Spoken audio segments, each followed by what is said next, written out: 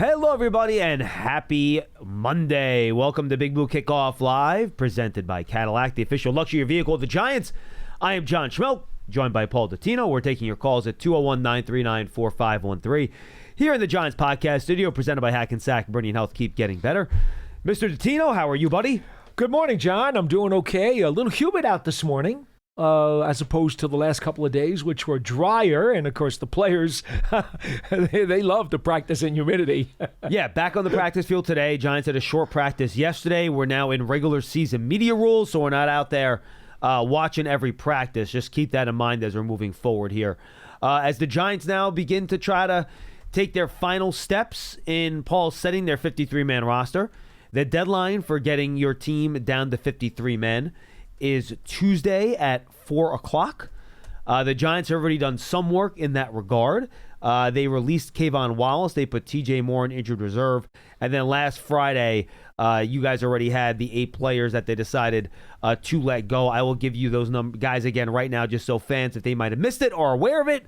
Wide receiver Jordan Bly, inside linebacker KJ Cloyd, cornerback O'Donnell Fortune, inside linebacker Deontay Johnson. That's the one guy I would consider a little bit of a surprise in this group.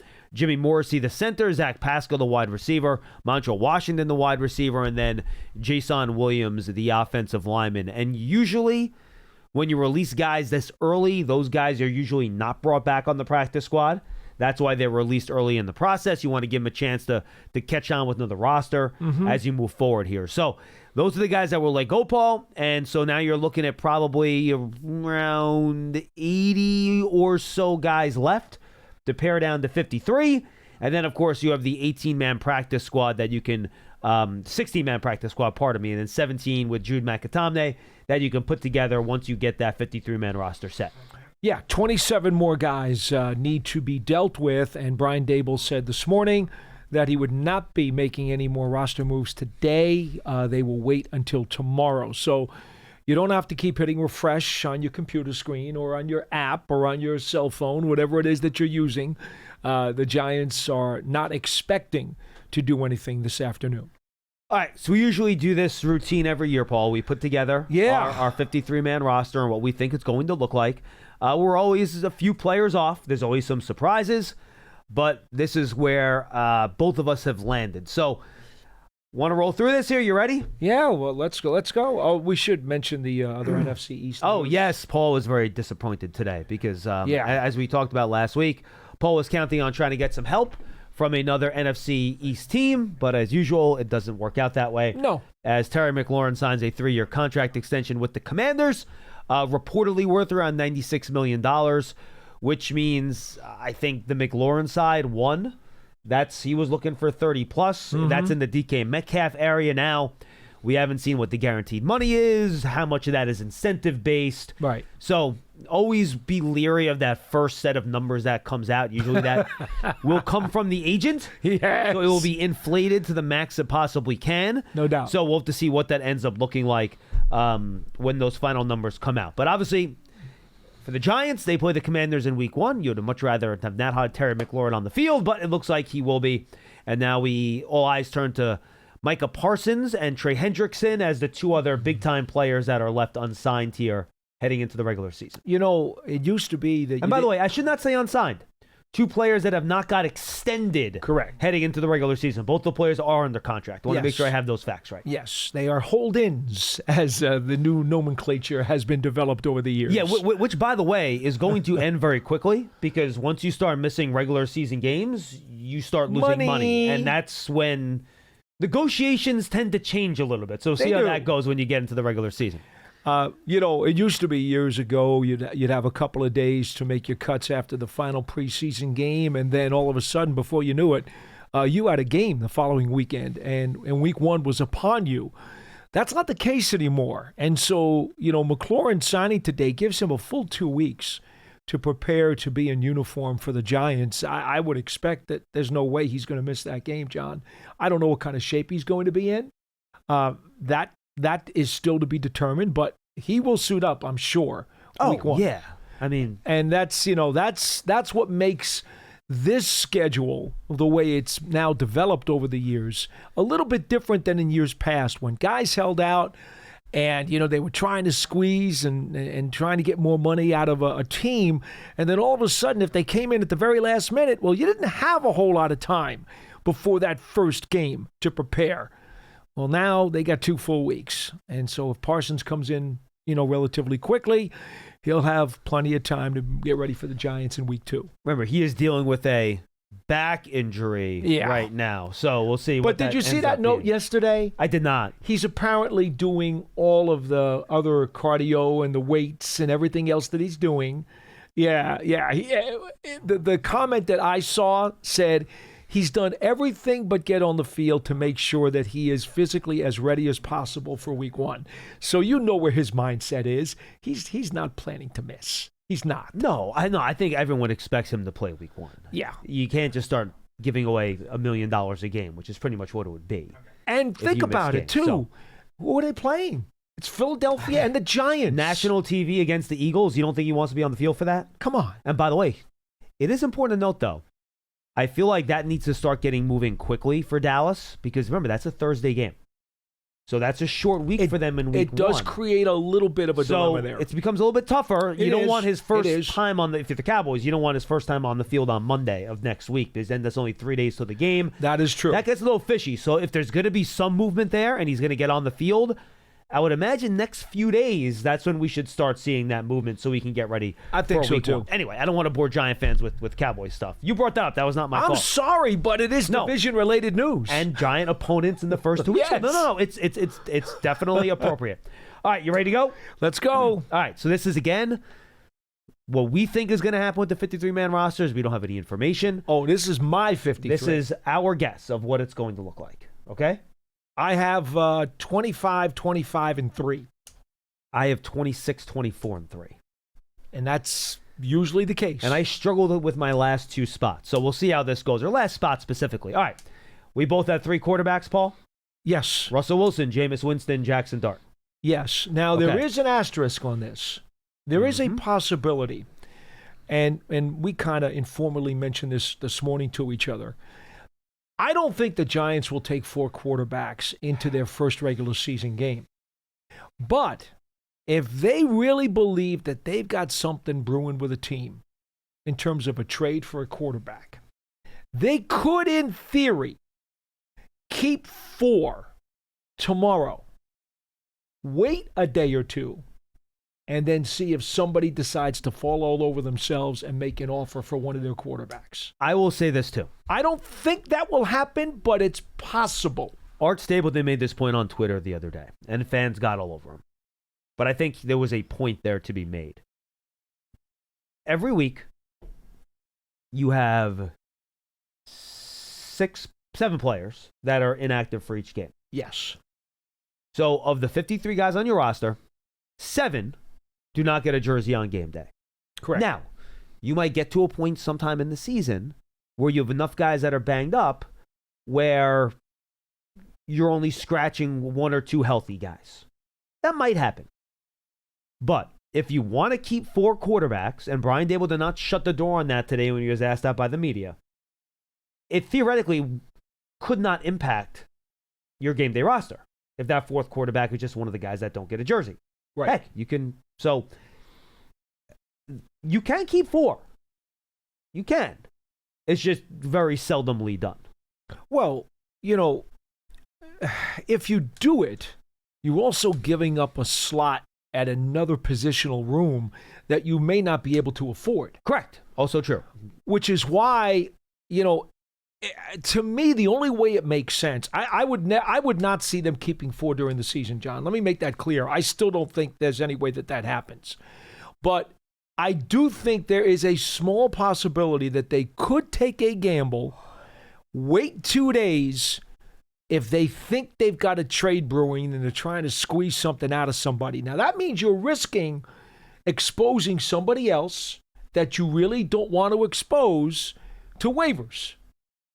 Maybe that's a guy who you think, hey, no one's going to claim him anyway. We'll put him out there for 48 hours, see if we can squeeze somebody on a trade for a quarterback, and then we'll bring that guy back anyway. That's possible. The only reason I bring this up, not because I think it's going to happen, but because these are the kinds of things when I talk about all the time about the spider web and I talk about the layers of the onion, there are so many possibilities that people don't think about or are not aware of. And in full transparency, that is something you could do. I don't think it will happen, but it's something that could happen. So if, for example, the Giants have 4 quarterbacks on their initial or their first 53, please do not call up this show, tweet him, and tweet me, oh, they kept 4 quarterbacks, I told you. Chances are, if they've got 4 quarterbacks tomorrow, they won't have them by the end of the week. Or who knows? We'll see. Who knows? Who knows? All right, let's go to running back. I think you were more solid on this than I was. I'm still not sure I like the decision that I made, but who are your 4 running backs? Tracy, Scadaboo, Singletary, and Miller. I'm still not positive about Miller. He was one of my last guys I put on. Scadaboo's hamstring, I think, is still something, or leg is still something you have to worry about. So that's why I put him on, just so you have that third guy there in case, Scadaboo's still kind of working through that a little bit, even though he played in the last preseason game. And the fact that Miller did do so much on specials, I'll put him on. Yeah, the only thing he didn't do was punt return. He did kickoff return. He did kickoff coverage. He did punt coverage. Punt return. Yeah, but he's not a punt return guy. No, but he was a vice guy. Yes. I'm not saying a returner, but he was on the punt return team. Yes, but he doesn't return punts. No, that's the one facet he doesn't do. But he's on the field, though. He was on the return. field. Yes. He was on the field. And I think that by seeing that over the last couple of weeks, I think it solidified his spot. Receivers, I have 5. Me too. Malik Neighbors, Darius Slayton, Wan'Dale Robinson. I put Jalen Hyatt on. Mm-hmm. And then my 5th guy, I went Gunner. I think Gunner gets through waivers. I don't think they feel compelled to protect him because I think they believe he can come back. I still have Smith Morset because I'm going to have him double as my return guy. And I think he's going to do both punts and kickoffs. Yeah, I don't know. Gunner has done plenty of kickoff in the past. He hasn't done it here. No, he has not. So that was one of the things I thought about with that.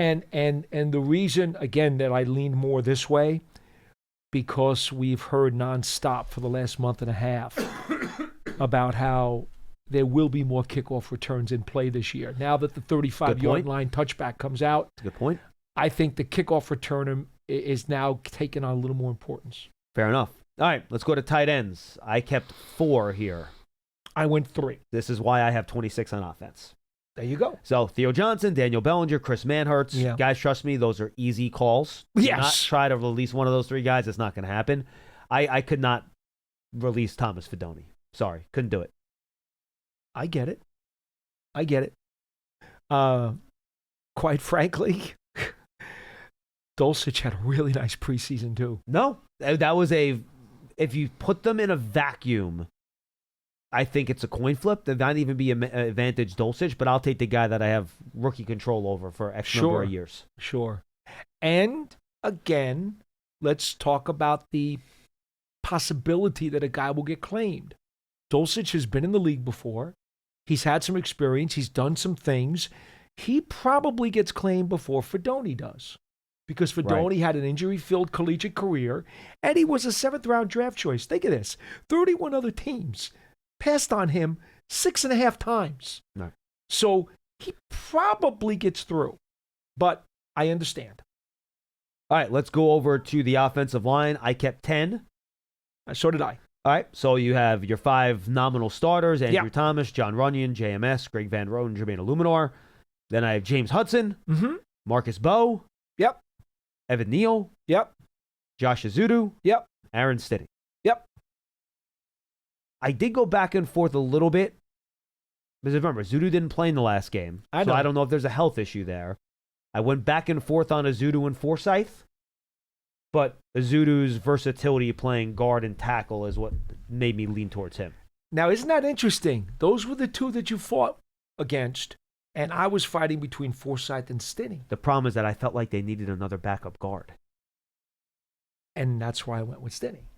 See, because to me, if you have to go down past Hudson and be past Bo.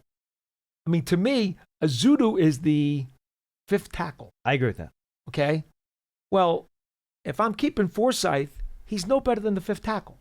Right. So what's the point? Well, that's why I kept Azudu and Stiddy. That's why I kept Stiddy. And I think Azudu's the fifth tackle and the fifth guard. That's go. what he would be in that situation. Yep. All right, so that's my 26 offensive players. You have 25 offensive players. Mm-hmm. All right, let's go to defense very quickly. Defensive line here, Paul, Dex, Nacho, Roy Robertson-Harris, Darius Alexander. Yep. That was easy. And then this was a tough back and forth for me between DJ Davidson and Elijah Chapman. I went Elijah Chapman when all was said and done. I had Davidson until this past week, and then I changed it, and I went to Chapman. And I tried to get both on, but I couldn't do it. I tried to get both on. Yeah, I think if the Giants strictly look at it from a defensive line perspective, Davidson has gotten bigger. He's gotten wider. I think they like his ability to potentially play a little bit of backup nose tackle. And that's why I'm worried about taking him off. Because they don't really have a true backup nose. No, they don't. They really don't. Which makes me nervous. And that's why I was going Davidson all the way. And then the last 2 weeks, this whole thing with Chapman playing fullback. And, John, you know how I love fullbacks. I am so wanting of a fullback on this roster. And the fact that they did it with Chapman several times in practice, and then they tried it in the game, I'm like, they really believe that he might be viable there. Well, you know what that meant.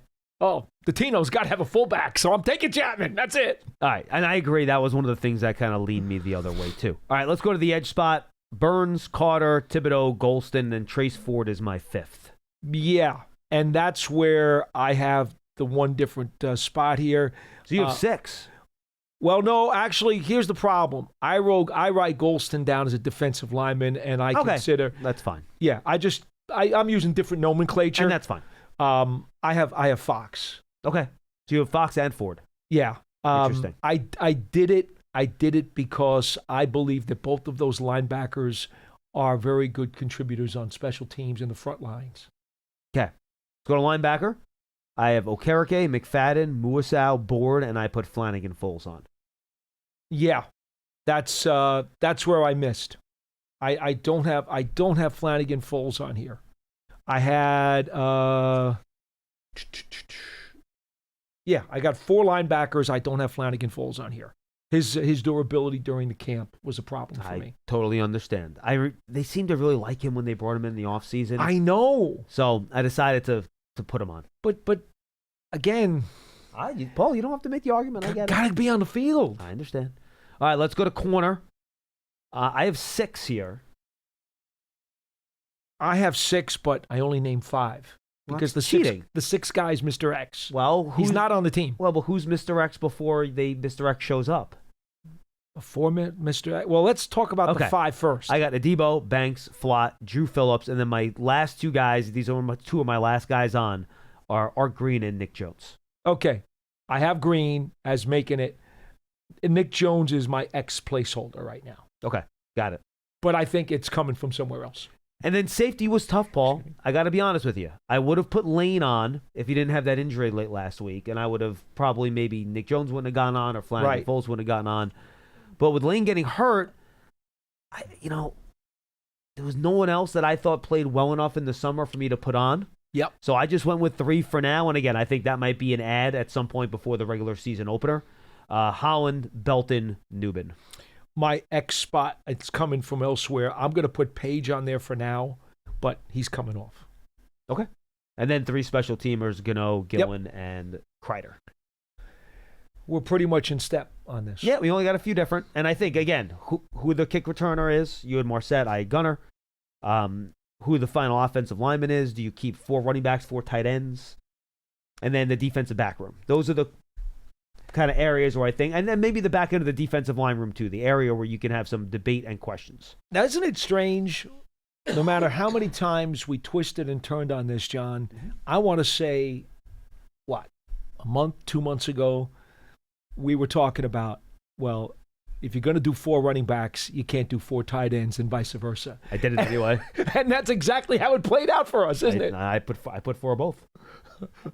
Which is why I wound up with 26 offensive players. And by the way, when you add that final safety, one of those 2 guys might be the guys that don't make it. Yeah. It certainly could happen that way. I tend to think that the X spot is going to be the spot that gets replaced, but not always. Yeah, doesn't have to be. For example, and again, how about this? For example, they might keep 4 quarterbacks tomorrow, and when they pick up that extra corner or that extra safety, maybe it's the quarterback who goes. That could happen too, Yeah. All right, we've got a full bank of calls, so let's get to them. But first, a reminder, the Giants Foundation will host a 5K racing kids run presented by Quest on Sunday, October 26th at 9 a.m. at MetLife Stadium. Net proceeds will benefit the Giants Foundation. All participants will receive a commemorative T-shirt after the race day for a festival with appearances by a Giants legend and a live DJ. Register now at giants.com/5K. The Giants Foundation is a 501c3 nonprofit corporation. And go check out the Giants Huddle podcast, by the way, folks. A lot of good interviews up there. A lot of good stuff coming up the rest of the week. Last week, you have a rapid reaction from the game. You'll see on the Huddle feed, also the draft season feed, our first draft season of the year. We talked to Bruce Feldman from Fox and Sports Illustrated on his Freaks list. So, wow, okay. A little preview of who some of the freakiest athletes are heading into the 2025 college season and 2026 NFL draft. You can find all those podcasts on your favorite podcast platform, Giants app, giants.com/podcast, or check out the Giants YouTube channel. All right, let's get to the calls. 201-939-4513. We'll take the calls in the order in which they were received and lead off with our buddy Tim in Charleston. Tim, long time no speak, man. How are you? Yeah, it's been over 2 months. So, hey, John, hey, Paul. Hi. So I didn't realize you were going to do this show today, but that's what I was calling about was some of my thoughts on the roster, which I guess makes sense in there. Tomorrow's the day. Yes, sir. But, and before I go to that, I don't want to sound like a broken record, but still the one thing, and you know what I'm going to say probably, that I'm concerned about, stopping the run. Stopping the run. I got to see it in the regular season because I think that's going to be the biggest difference maker in our season other than health, potential health issues. So I get it. Tim, no argument. I think that's fair. Defensively, if there's one thing you want to point to that you still have questions about, it's that, and it's the second cornerback spot. Those are the 2 questions. The interesting I think part, the 2 of them, that we're good. Tim, let me ask you this. You heard what we discussed in terms of the names for the defensive line, right? Yeah. It seems to me, if by some stretch of the imagination, a plugger gets cut and the Giants wind up claiming a plugger, okay? And I don't know that one of any value is going to be put out there, quite frankly.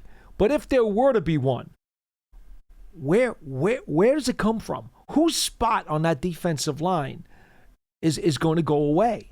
You're not going to get rid of Alexander. You're not going to get rid of Dexter. You're not getting rid of, Golston. You're not getting rid of Robertson Harris.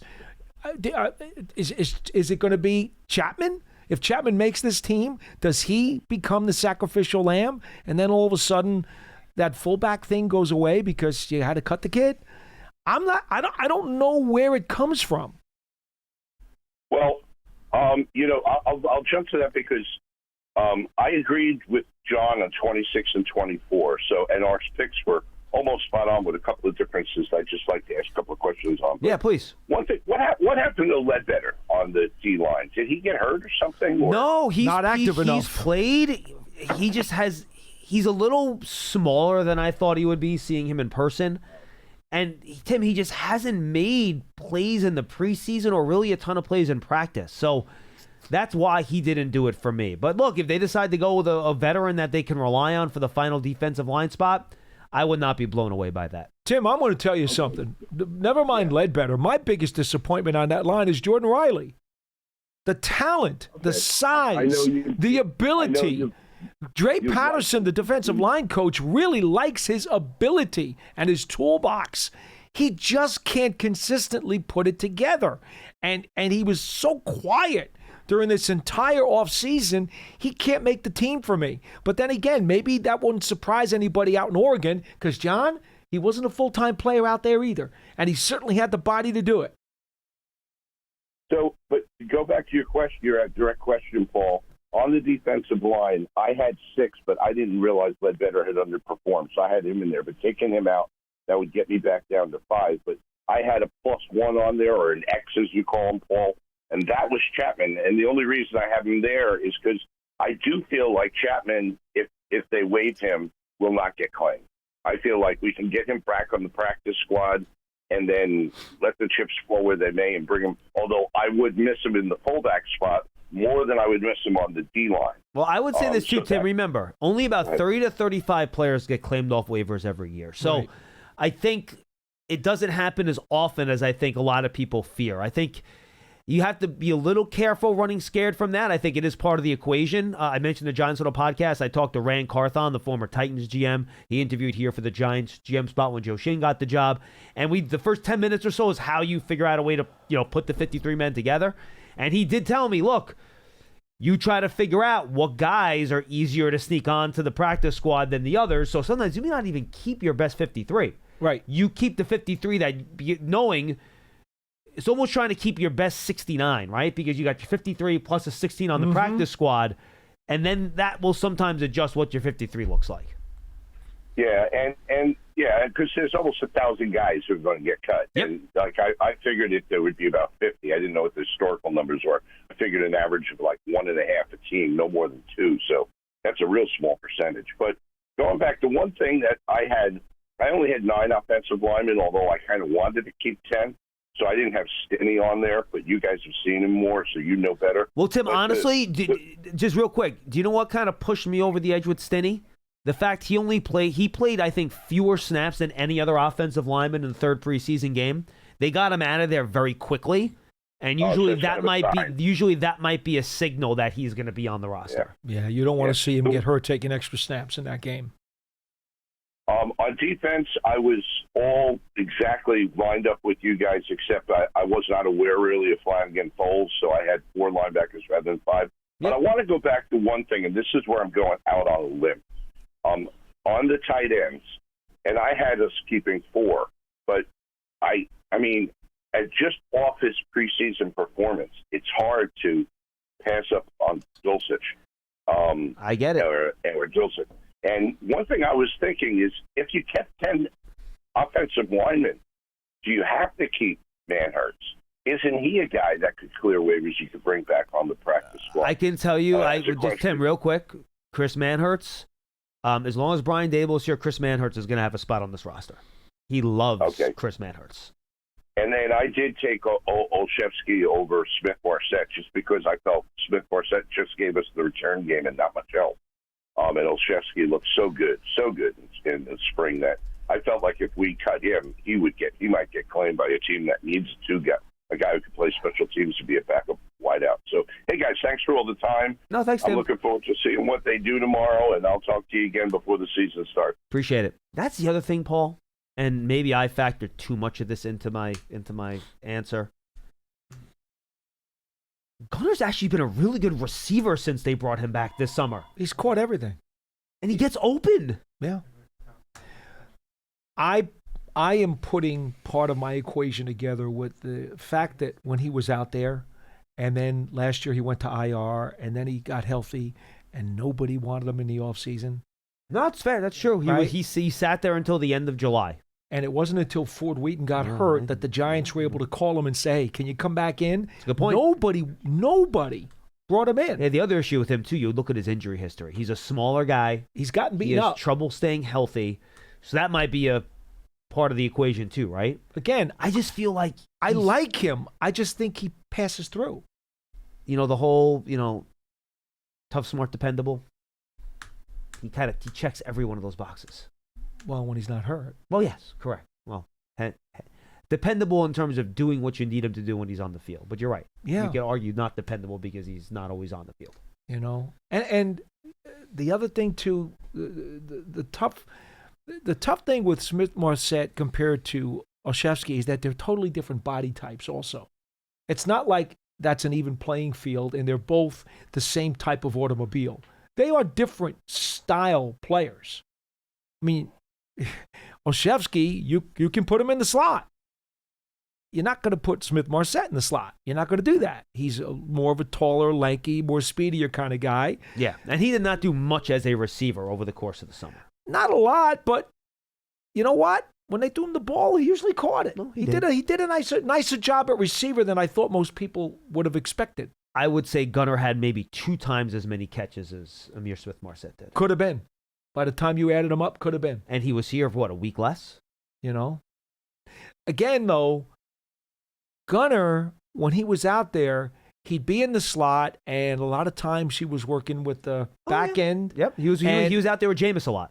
Yeah, mm-hmm. and they were doing a lot of the screens, a lot of the short dump-offs, a lot of the flares, and that's more of what Olszewski's going to do. You're not going to give those kinds of plays to Smith Marset. Olszewski's a slot guy, correct. You know? But Smith Marset is going to be more deep stuff, and that's not what they were running a lot of in the offseason. All right, let's go to Alex in Philly, and then Steven in Plattsburgh. Hang with Europe after Alex. Alex, what's going on? Hey, what's going on, guys? What's up? Hey, so I have I guess you would say a controversial take. Sure. I say we keep 4 tight ends, but my surprise cut is Daniel Bellinger. I'm sorry. I just don't see what he gives you that the other 4 don't. He plays fullback. He plays what? He plays fullback. He can do some of that, but not at such an elite level that it's just like, man, this guy's got to make the team. Alex, look, I get that. I'm not arguing with you, but you asked, what does he do that the other guys don't? That's what he does that the other guys don't. The other thing is that he's probably a little bit more balanced in all of the tight end skill sets. I mean, Dulcich is clearly more unbalanced as a receiver.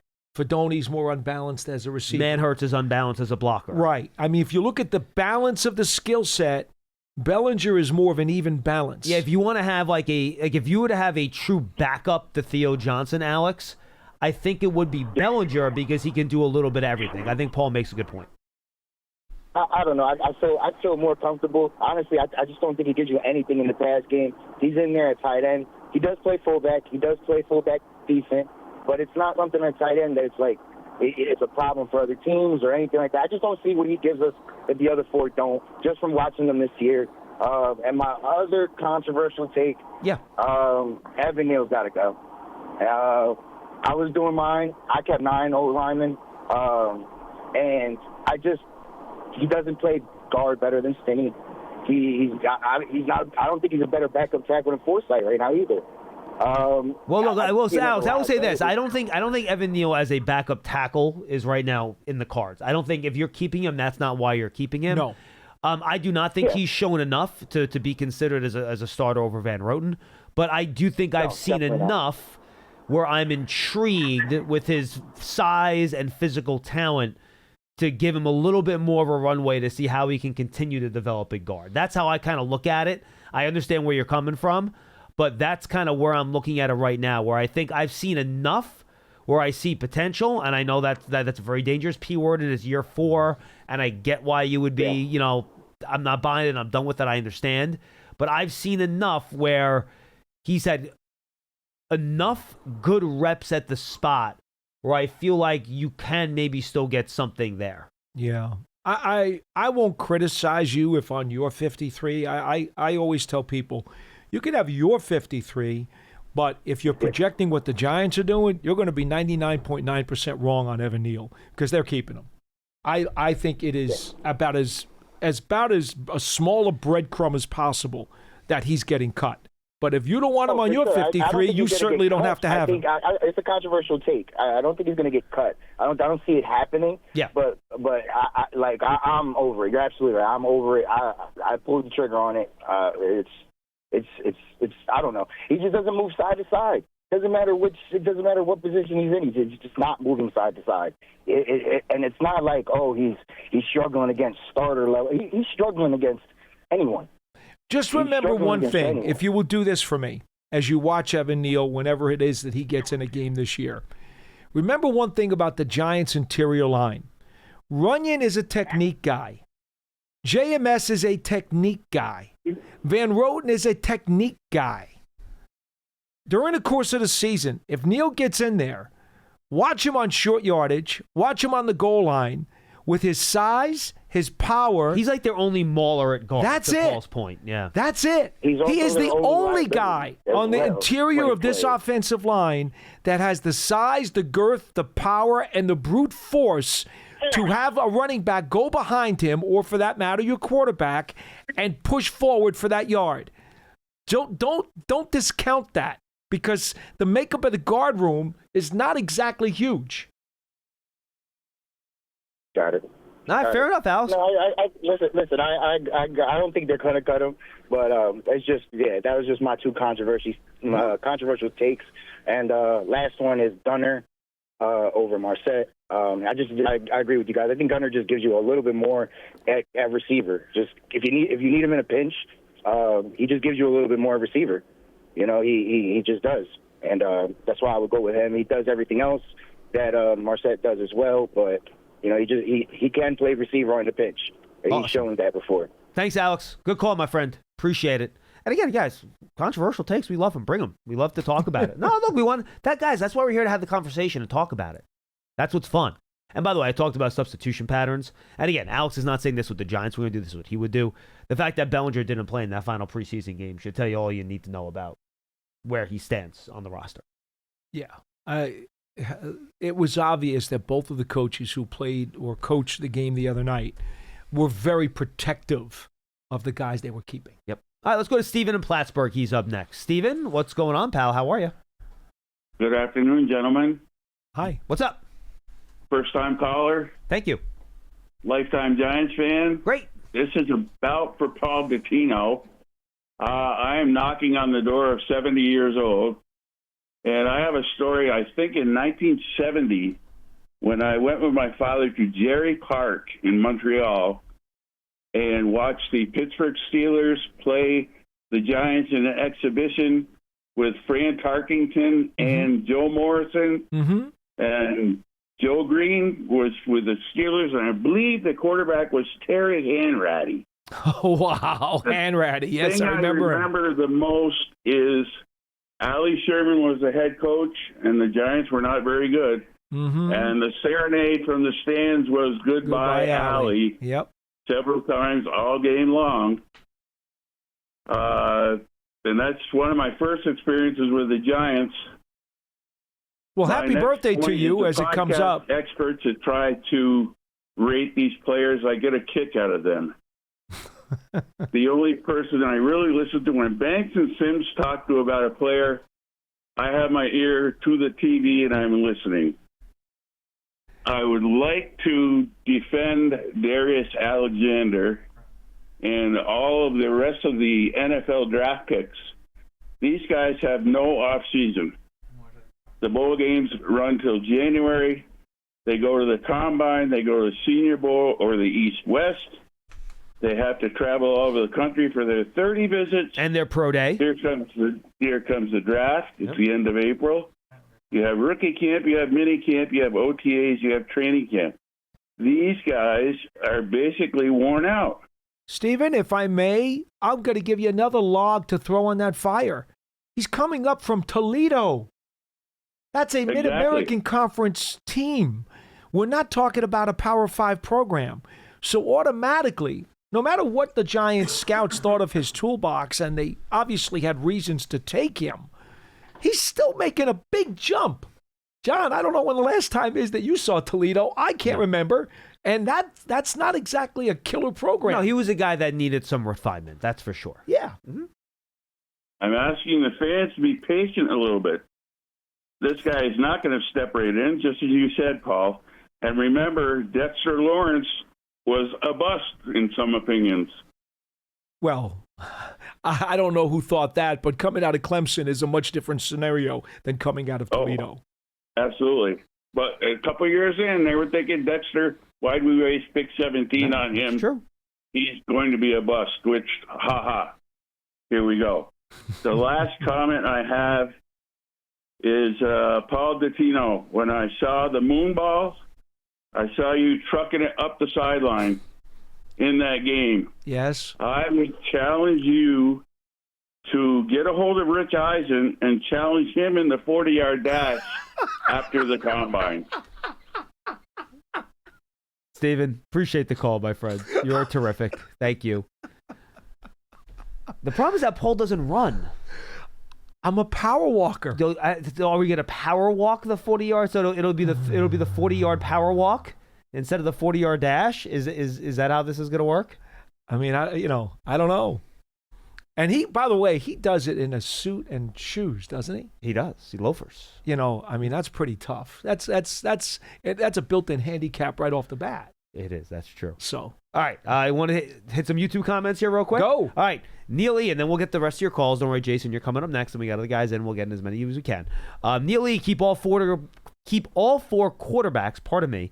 Teams are needy for quarterbacks, so down the road they have some trade value.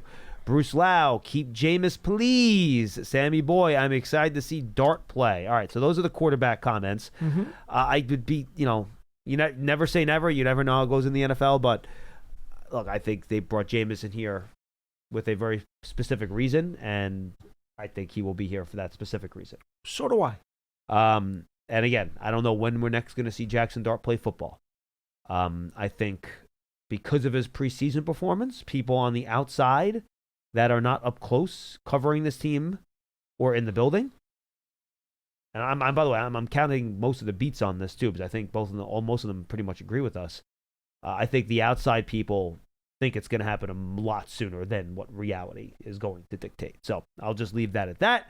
A couple other questions or comments. Antonio Douglin, if you had a choice to adjust a 53-man roster, would you consider having 2 or 3 special teams players separate from the initial 53, giving you a choice to add 2 or 3 extra players? So special category for specialists. I mean, look, you always want to have as many guys on the roster as you can, but that would be a serious negotiation between the owners and the players for the next collective bargaining agreement, because then you're paying a 55-man roster instead of a 53-man roster. Your costs go up, et cetera, et cetera. So that would have to be something that would get negotiated in the collective bargaining agreement. Believe me, there's going to be enough to argue about when the owners try to go to 18 games. Oh, yeah. And that might happen before the collective bargaining agreement. They could always negotiate that along the way too, if they want to. So we'll see how that goes.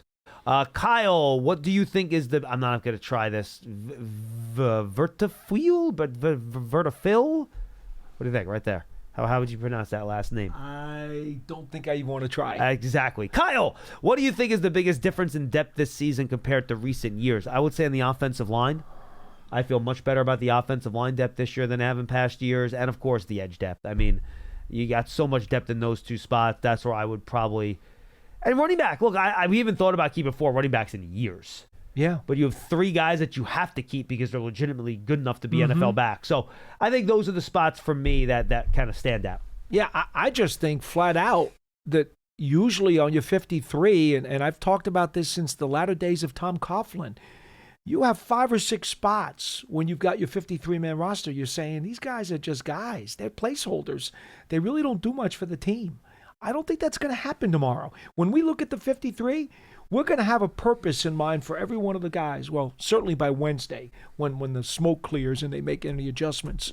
This team has got guys who they're going to believe are useful. There won't be any guys that are just guys. Atomic Age Gamer. Last comment for now. You could put some more on Johnny Mac if we get any more. Gunnar looked really sharp at wide receiver this preseason, but I'm wondering if he'll be able to get open against regular season defenses. That's a good question. Because remember, he isn't doing it against ones. In fact, I don't think he took, even in practice, many snaps against ones. So, yeah, it's a good question. I will say this. He got separation very consistently against the second and third stringers. Very consistently. So, I will tip my cap to him on that. He's not a guy you're going to have in your regular receiver rotation. He is a backup in that regard. So, keep that in mind as well, with his primary deal being special teams. But look, I think he certainly has gotten a much better, Paul, at wide receiver than when he got here. And I want to make sure to give him credit for that. He's done a really nice job. I agree with that. I'm just going back over every single day of my practice notes. To your point, I don't remember specifically him catching a Russell Wilson pass during the summer. I think they were all Winston, Dart, or DeVito. I mean, I'm looking now because I log all of that stuff. You might have had one, Paul, in that period where Slayton, Neighbors, and Hyatt were all out of practice. Yeah, You I'm looking. might have I'm had looking. one, and Bull Collins was out of practice during that time too.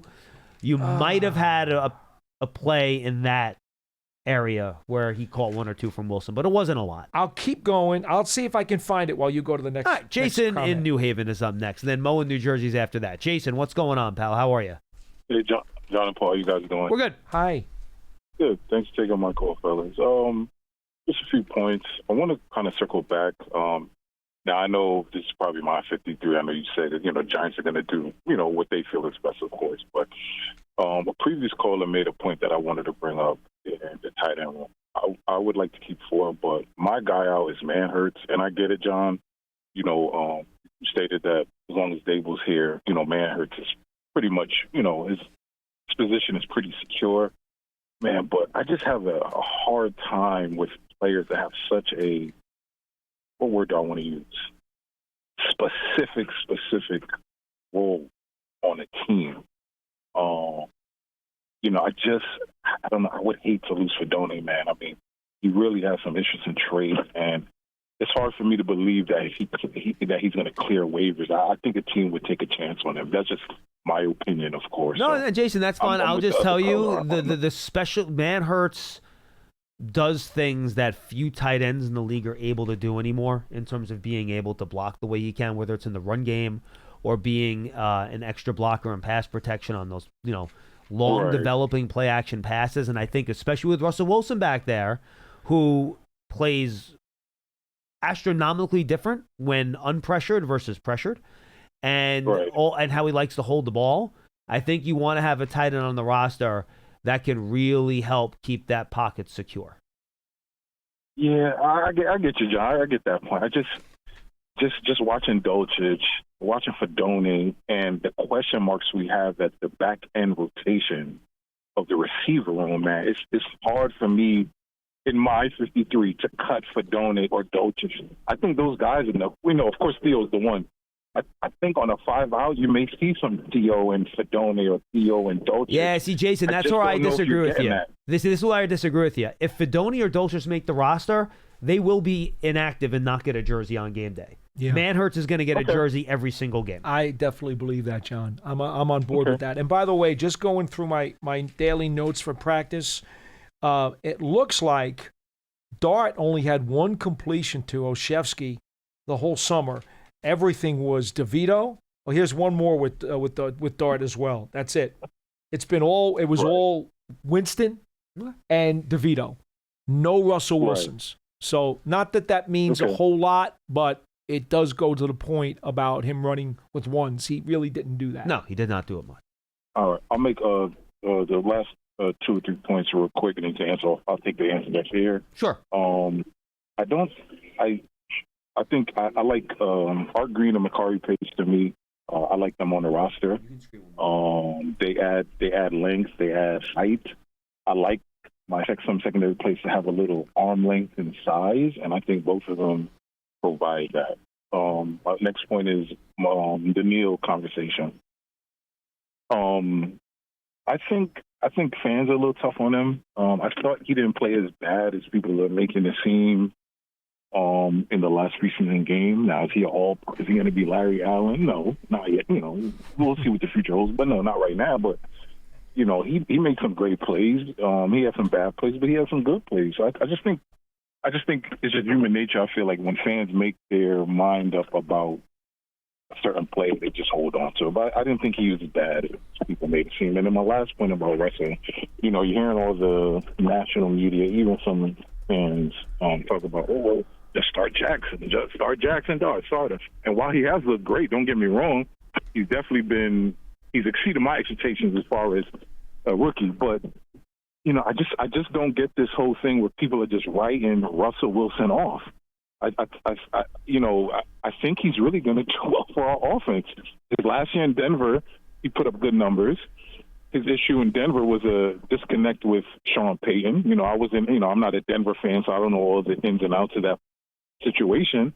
And then if you could tell me his last season in Denver, last year in Steelers, if he could give that, if we had that last year, how you doing, Buzz? If we had that last year, I think most fans would sign up for it. So I just don't get this whole kind of, Writing off Russell. He's a consummate professional.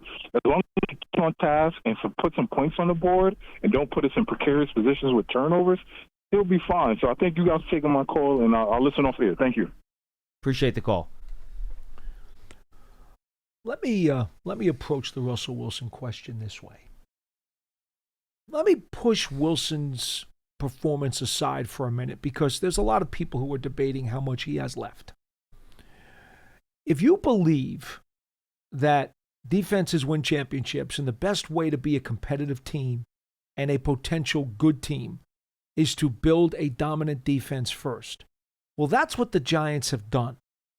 The one thing you can do to sabotage that is turn the ball over.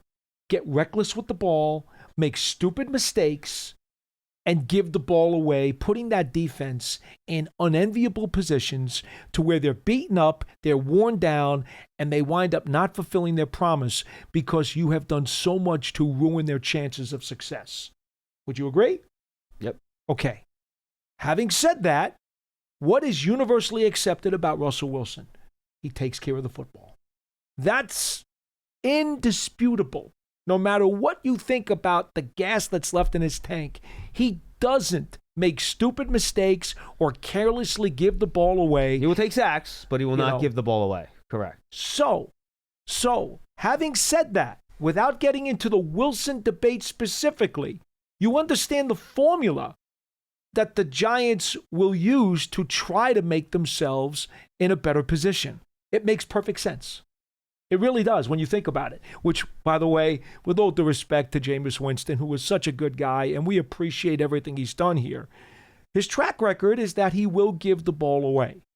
So that's why, even though they signed Winston first and they made him a backup, the truth is they're better off if Russell Wilson plays. And that's it. It's that simple. Give this team the best chance to win. Let them ride the defense to as much success as possible. Wilson will do that. And again, I think the way Russell Wilson has had the whole team buy into his leadership and him being the leader of this team, I mean, look, if the play dictates that he can't do it physically anymore, everyone will see that. And if he gets to run some of the scout team stuff, everyone in practice will see if Jackson Dart is ready too. Yeah, I was talking one of the great conversations I had with Rand Carthon, again, coming up later today in the John Soto podcast. He said, look, we had a practice. Fred Warner left the field, came up to me and said, if that Purdy gets into a real game, he's going to tear things up. No kidding. Because he was killing him on the practice squad. I mean, on the scout team. On the scout team, yeah. And he said, look, Fred Warner said that to him going off the field. Wow. So again, I don't know if Dart's going to run the scout team or if it's going to be Jameis. Because he said, look, you're running the other team's plays, but then he said you can tell the quarterback to run that play as though you're reading it like we do. So even though it's another team's playbook, you're still getting work. Because a lot of these concepts from team to team are the same. You know what I mean? It's just a matter of how you operate the play. So again, if Dart ends up, and I don't know if Brian Dable will ever answer that question, if Jackson Dart's going to be the scout D quarterback or not. My guess is he probably won't. I don't think so. But that's another way you can tell, right? Yeah. And again, I'll just say this, and I said this last week. And Mike Kafka basically said this when he spoke to the media. So they ran a very specific type of offense when Jackson Dart was the quarterback in these preseason games. Go balls, RPOs, screen passes. Mm-hmm. There were not many passes and some stick routes outside too. Instead of the goes, they did run stops, right? You had a couple, one in cut in one game, one in another. But it was a lot of this type of collegiate stuff that he did at Ole Miss. Which, by the way, you're trying to get him comfortable in the NFL. It's a smart thing to let him run the same stuff he did in college. It'd be dumb not to. But that's also not an offense that you can run for 4 quarters in a regular season game against another NFL defense. Not when they game plan against you. No, that's not going to work. So just keep that in mind when you look at what the results were in terms of statistically in the preseason. Now, and I'll leave it at that. I will just add that on the other side of the spectrum, in terms of Russell Wilson, and we've had how many teammates tell us this? Russell Wilson has such command of what's going on out there. Not only has he got everybody buying into him, but because of his experience and his knowledge and everything that he has seen in this league at a very high level for a very long time, and he has produced at a high level against every type of defense. Those guys, when they take the field with him, John, they believe they're going to go down the field and put some points on the board. They truly believe it. They think that this leader can get them down the field. That's a big psychological boost to a team that has had a sporadic offense for quite a while. Absolutely. All right, 2 more calls. Let's get him in. Mo in New Jersey's up next. Hey, Mo. Hey, how you doing? What's up, Mo? Hey, how you doing? My name is Jersey Mo. I'm born and raised in Jersey, but I'm in Florida now. I represent Jersey everywhere I go. You certainly I do. love you guys. Nice. I've been watching you guys for the longest. I'm a New York Giants fan all the way back from the 86. But I'm going to tell you something. He's gone. Jersey Mo. fan- There he is. There you are. Yes, sir. Yeah, go ahead, Mo. I think we got blocked off. Yeah, no, you're good now. Go ahead. You're good. Mo, you're good. I think his batteries must be going. He's got one of those New Jersey calling plans there. All right. Thank you, Jersey Mo. Oh, that's call a back. shame. I'll get you on. Jersey Mo, if you call right back, I will try to squeeze you in, all right? Let's go to Rob in New London. Rob's up next. Jersey Mo certainly sounds like he's from New Jersey. I can tell you that much. Rob, what's going on, man? You know what? I feel honored to be maybe your last call today, Paul and John. And so, real quick, first of all, I feel great about the upcoming season. Too much negativity, paralysis by analysis. Let's let the games just start, and then the chips will fall where they may. But defense wins championships. I feel real good. Anyway, I had to push through on that one.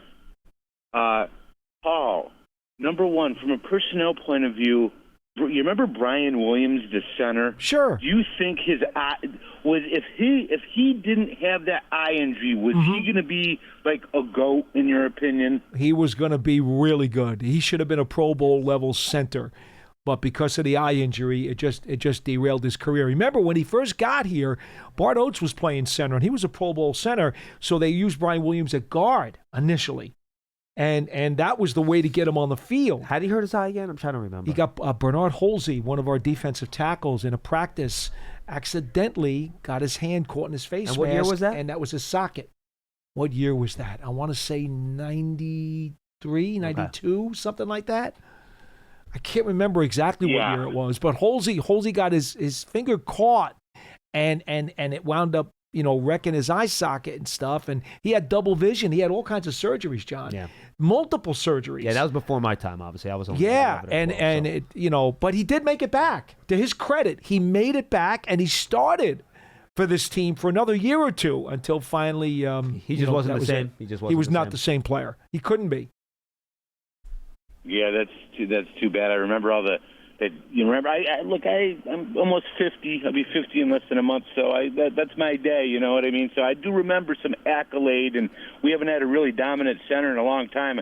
David Boss was a massive failure. I thought that was going to be a get, but that wasn't. But one other question, Paul. When we were going into, what was your feeling like? You remember after we beat the Patriots 13-10, I wasn't really feeling like we were going to win the Super Bowl.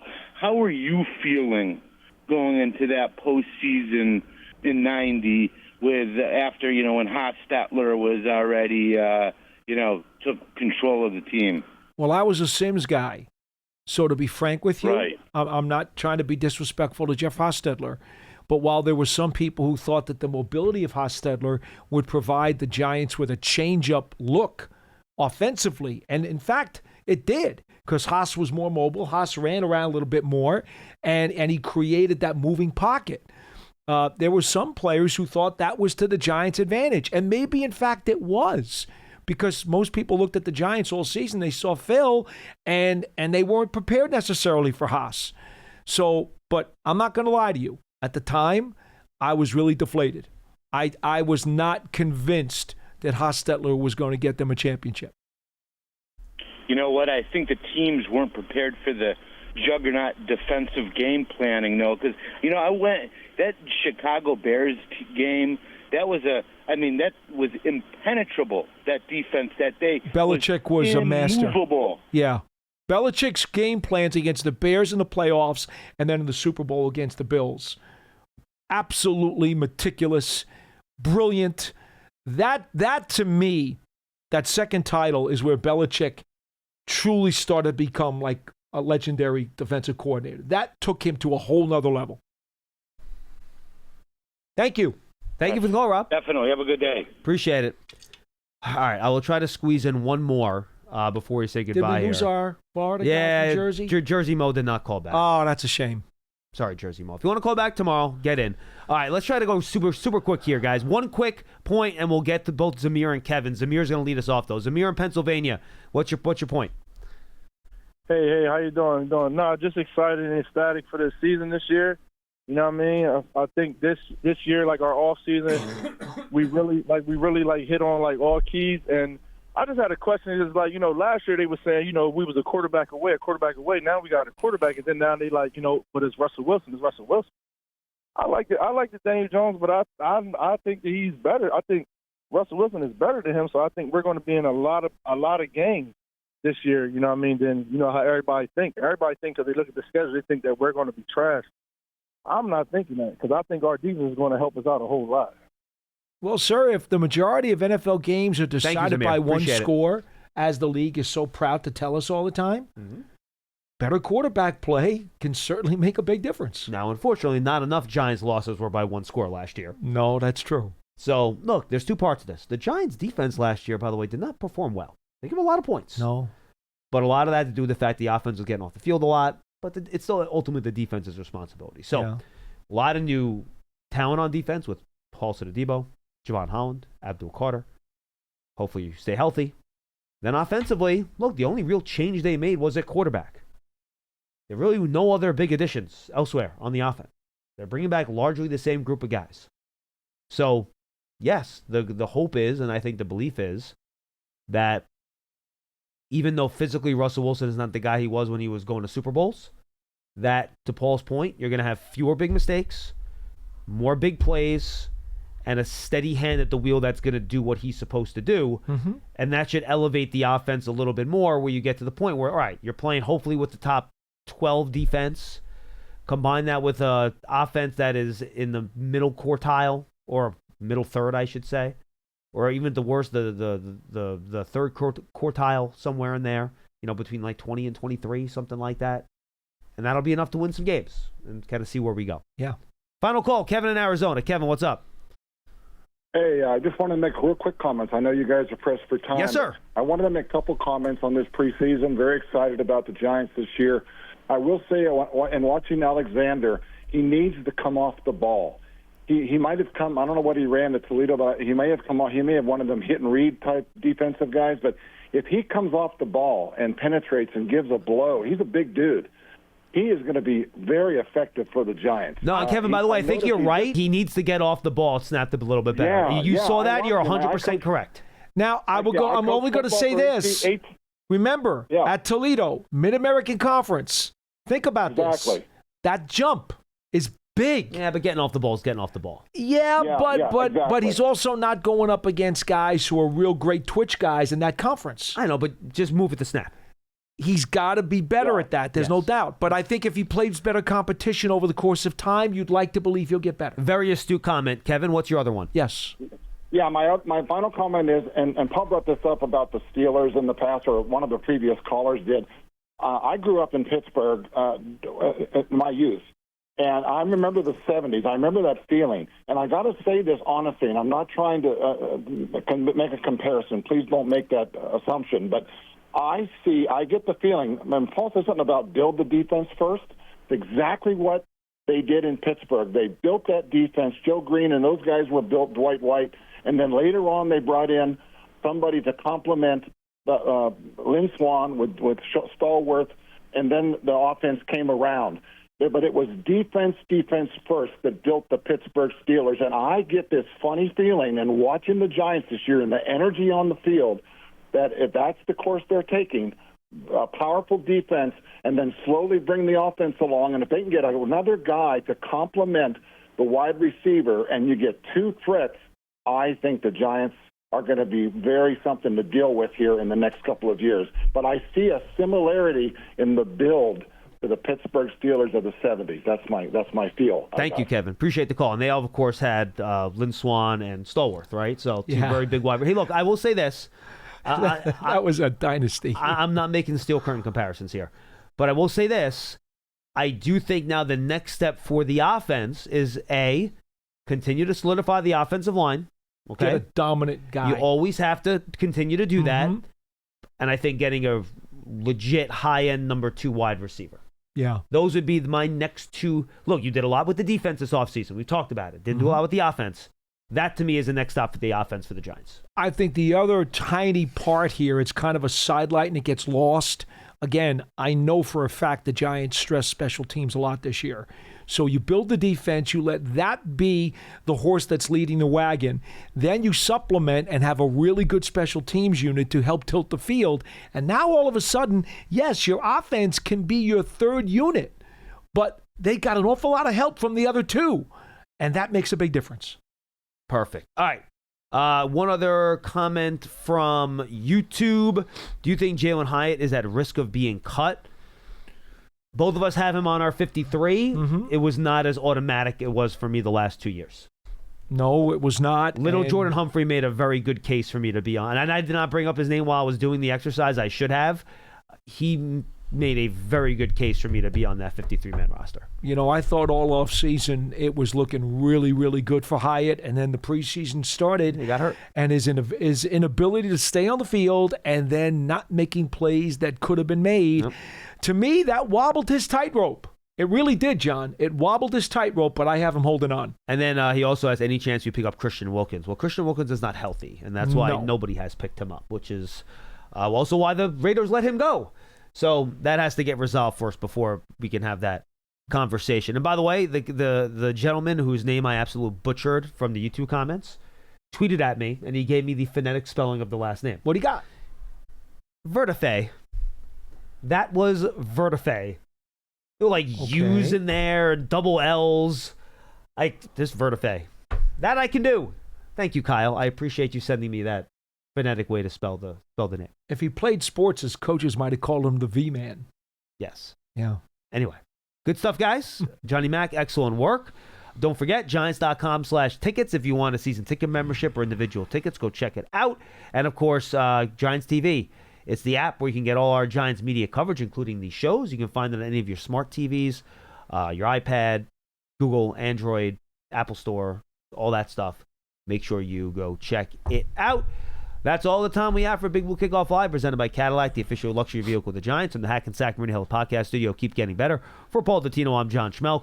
Tomorrow, I believe it is Paul, and let's see, I have the schedule up here, and Mr. Sytak, getting you ready for the continued calls on the final roster. And then we're going to have a special huddle we're going to record after the 53-man is recorded, and that'll go up in the Giants Huddle podcast tomorrow as well, reacting to that initial 53-man roster. So go check that out. Thanks for being with us. We'll see you tomorrow at 12:30.